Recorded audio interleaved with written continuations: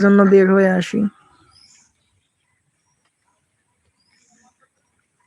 এমন একদিন ফোনটা আছাড় মেরে ভেঙে ফেলবো, সেদিন থেকে আর আসবো না।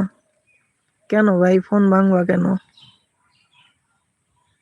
হ্যাঁ ভাই, মাঝে মাঝে আমারও এরকমটা ইচ্ছা হয়, বুঝছো, যে ফোনটা আছাড় মেরে ভেঙে দেই, কারোর সাথে কোনো কথা বলবো না।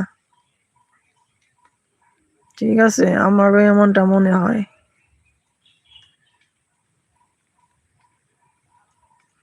কিন্তু না, দেখি যে নিজেরই লস।